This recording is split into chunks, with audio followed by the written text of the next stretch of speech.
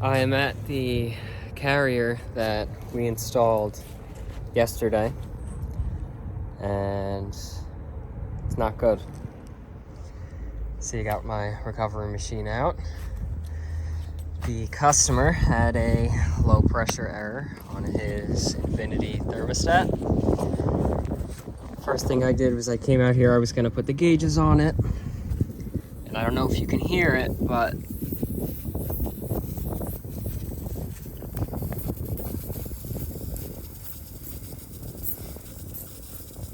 we are leaking refrigerant, which stinks.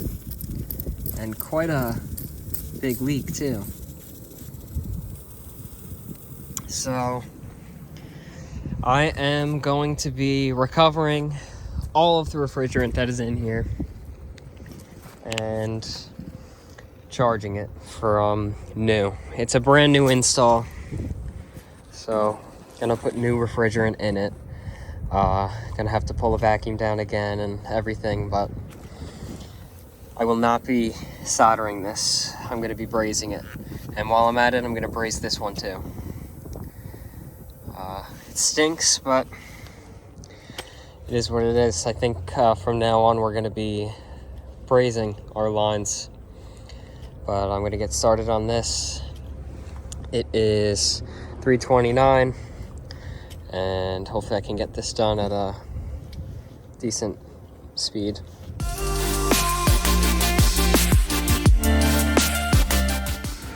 Okay, so I have the recovery machine going. I bled my lines. I'm not using a filter dryer because there's no point.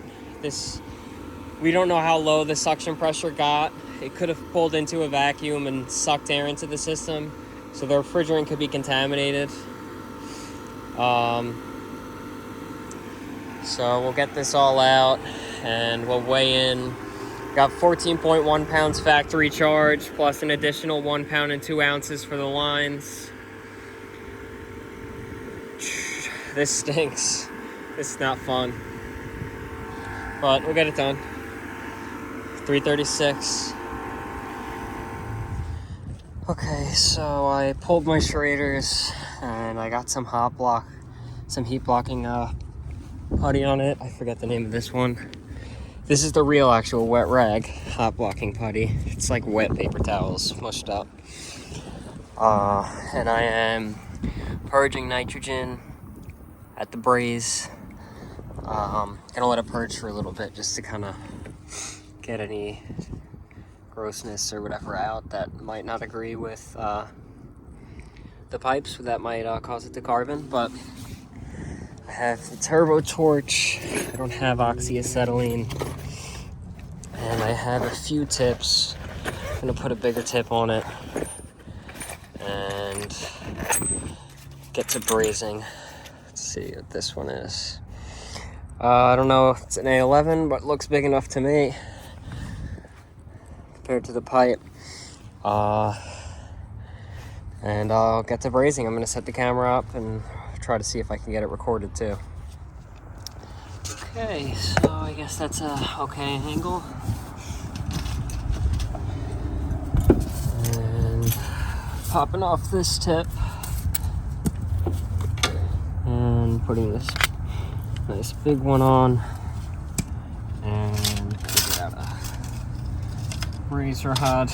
I'm a little bit nervous to do this, especially on recording. I have not brazed in a long time, but see how it goes.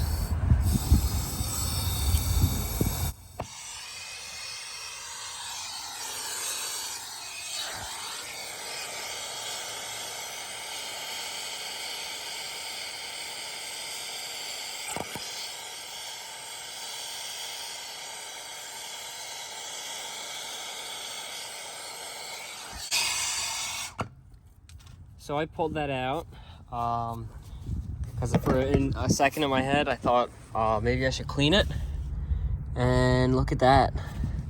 You could see the solder didn't take right here. Wow, that stinks. I'm gonna get piece of scratchy paper, clean it off a little bit. Who knows whether or not this can actually do anything, but I'll do it. And then I'll get to brazing. Okay, I got it cleaned up and I shoved it in there. And now I try to braze.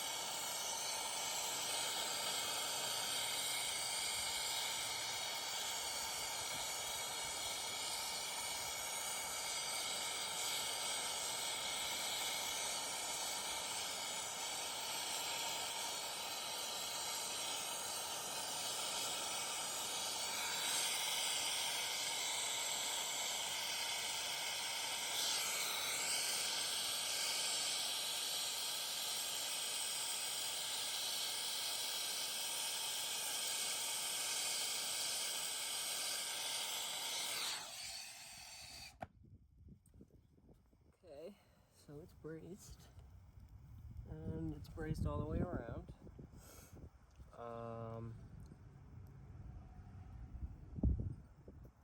I mean, to me, it looks like a good braze.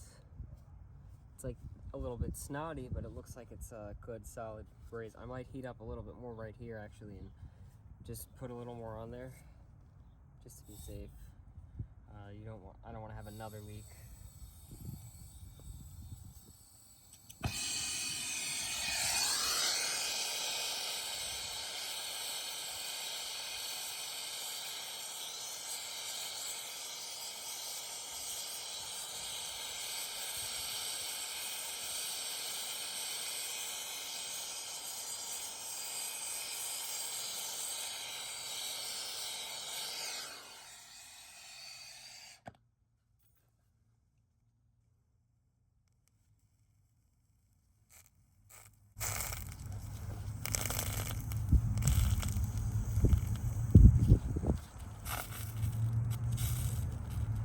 So, and hot block did its job. I'll show you a close-up of it. So there's my braze. I'm gonna let it cool. I'm not gonna dry it with like a wet rag. And underneath, that's where it looks very snotty, but I think that's a good braze that's gonna hold. I'm gonna pull off this hot block. I might rub it on here a little bit, or on the valve. I'm gonna switch my nitrogen over to the other side, and I'm gonna braze this one too because I'm here and might as well. Okay, I got that done. And now it's time to braze the little line. I put the 3/8 line, I put the smaller tip on the torch. And I'm just gonna braze right over the solder because I know it takes on to solder because it's similar metals.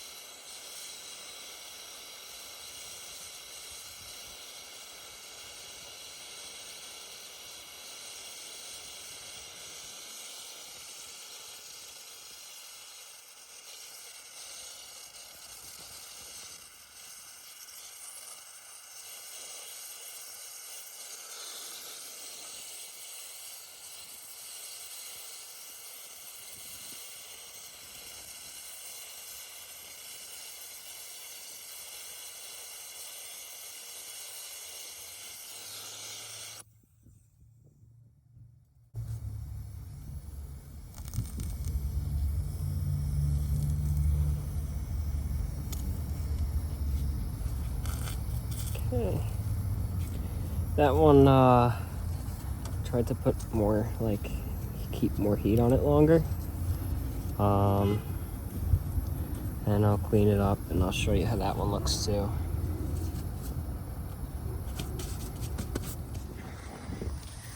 And you can see that one.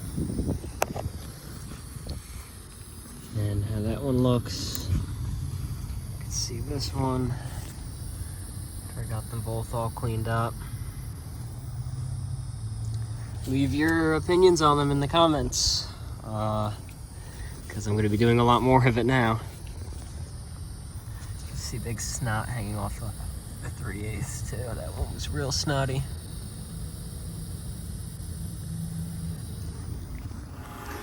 Okay, so I didn't record everything because I do want to get this done in a reasonable time so I could get to my next call. But it's at 287 microns. There's definitely some refrigerant in the oil in the lines, because you could see it pop up.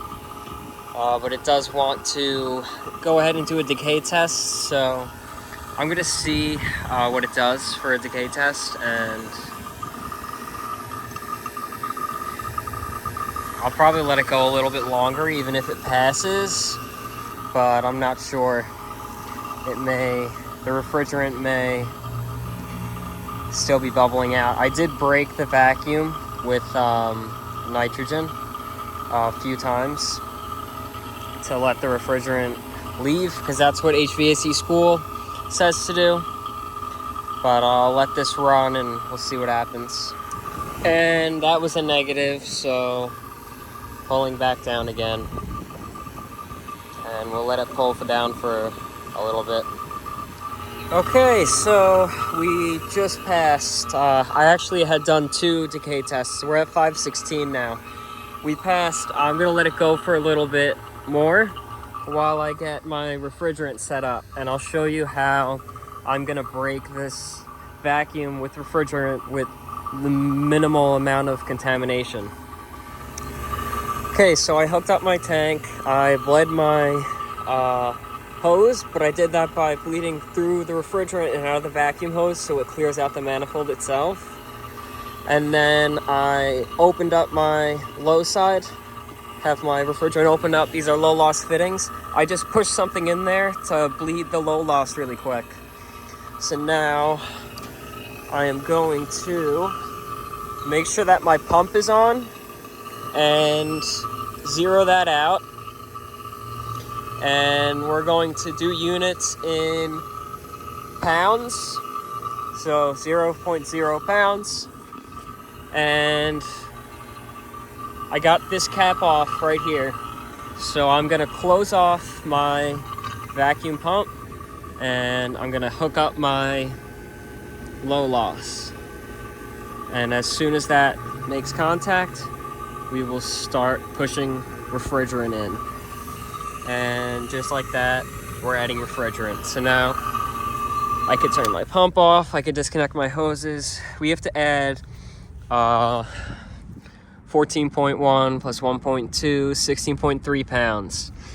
So it's not gonna fill that anytime soon. I have all the time in the world to get everything out of the way and get set up, and probably have to turn it on and cooling to suck the rest in, which I'll have to have this on my suction port. Okay, so getting dark now, but we're running and cooling and pulling in that refrigerant now. See, we're just reading the temperature of the tank because it's on the vapor. I don't have my high side hooked up, so I'm just filling it. And once it fills up with the 15.2 pounds, then we'll monitor it, make sure it runs okay, make sure it discharges heat, and we should be good to go. Halfway there.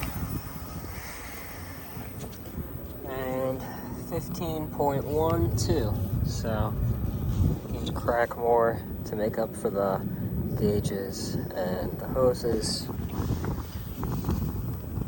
and we should be good. So now we will test it in heat pump operation. Set the thermostat to heat. It's 541 right now.